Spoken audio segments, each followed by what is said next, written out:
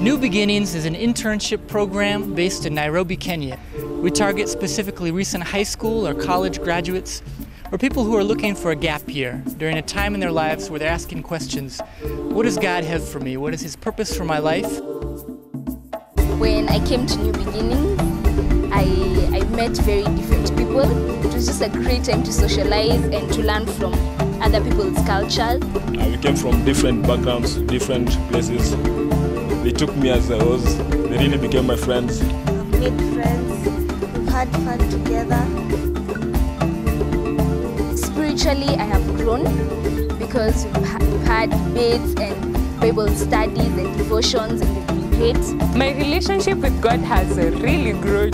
Actually, I've noticed how much God has done for me. Well, I came to learn about everything starts with God. Learn that God is caring and loves everyone where they are. Church Army gives you an environment where you can just grow as a Christian. I got challenged in most of the things that I used to do, and it expanded my mind. We got lessons together, more about Jesus, and I was even able to learn how to trust on God.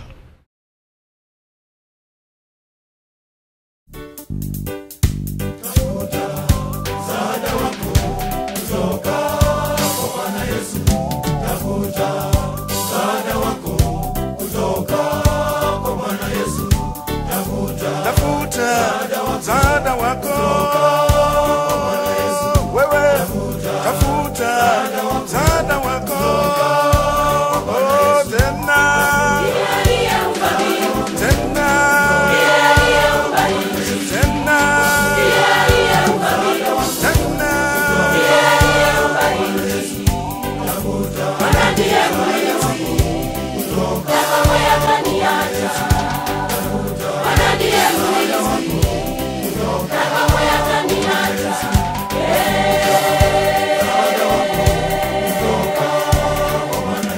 Advocacy entails speaking for the voiceless and influencing decision makers, especially policy makers, to change the issues of water, sanitation, education, and health.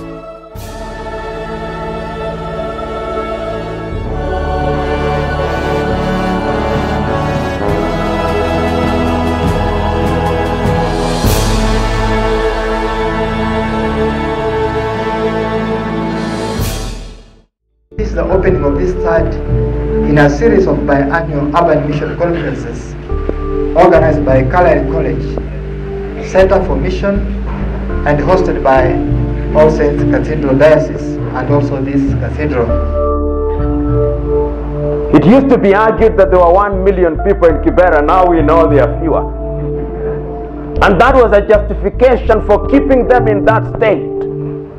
Surely, can't we build toilets for the people in Kibera?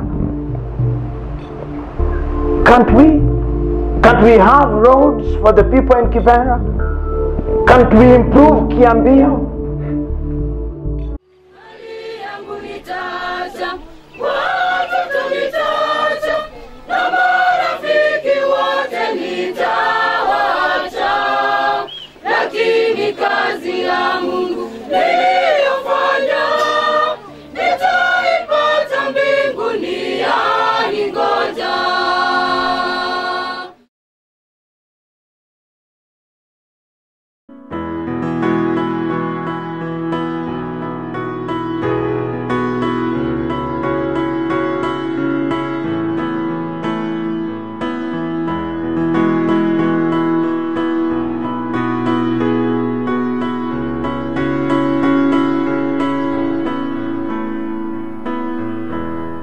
God is working and building His church and spreading His gospel and bringing people to Himself to worship Jesus. So we get to, in these trips, get to be a witness to what God is doing all around the world. And the other thing that happens is that you see the importance of theological education for the church all around the world, and it's a blessing to be able to build and serve the church in that way, to share knowledge that we've gained in training, formal training back in the United States, and also to just serve the church practically in that way as we go overseas. When I was 4 years old, my mom and dad came to Kangore Slum, Gatina village. Mom and dad could not afford to take us to school. And so most of the time I used to go around picking plastics.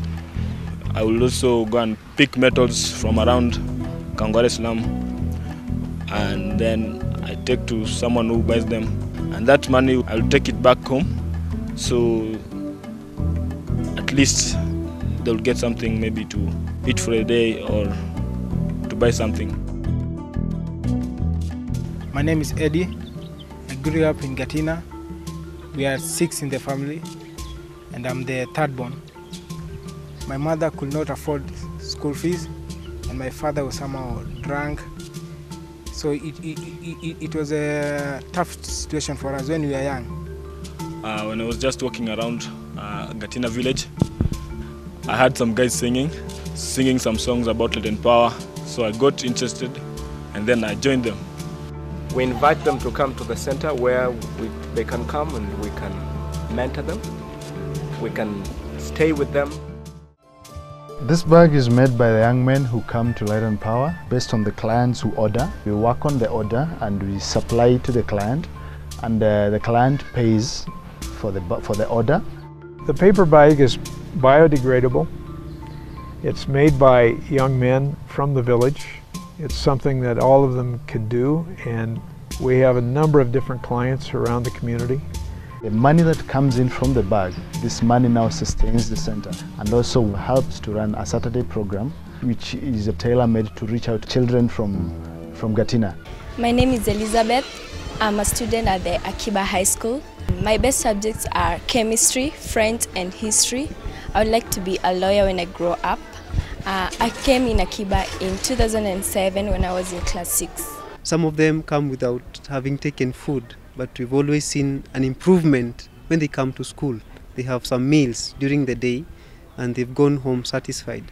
For Akiba School, I do appreciate the help I get from people God uses to educate. At least 81 kids I know are assured of funding. The rest we struggle. A lot has been happening in the school also. The sponsorship program also, which has chipped in, and we've seen very good coordination from the Falls Church and the rest of the partners who are ready to help us.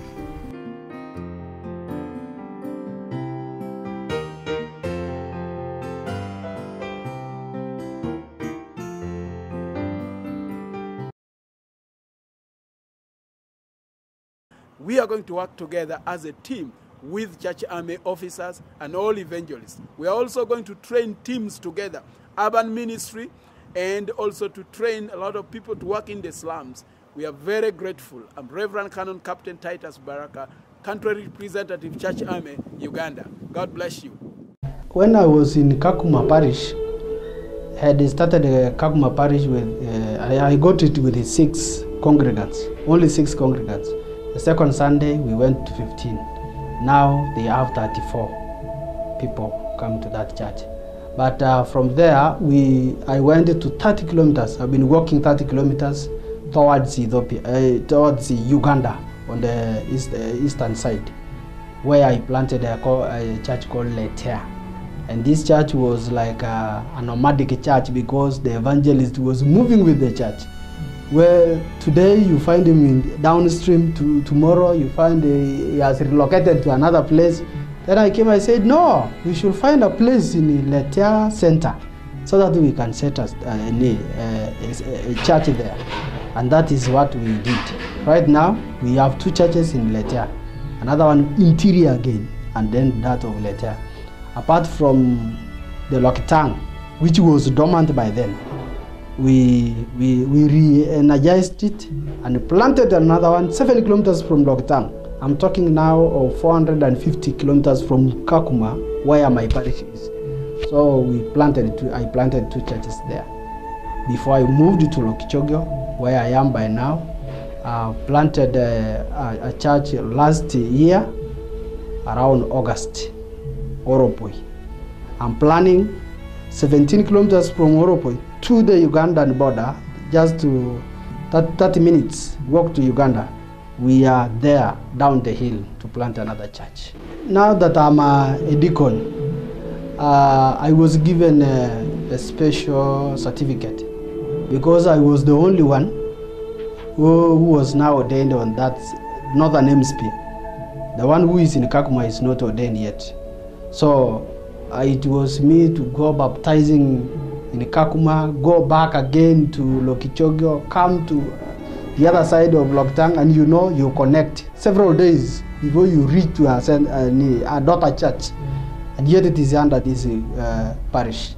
So it has been tedious for me in terms of transport because I can connect with these vehicles, the PSV. But sometimes you can take a motorbike, but now it costs because there is no vehicles going there. But you should go. Sometimes when the vehicles are not there, even the motorbike is not there, then you walk. You take a risk of walking. You go sleeping on in the bush, then you reach there later. Then after 1 week, you come back again to another church. So that is what we've been doing. And it's like we've become used to it.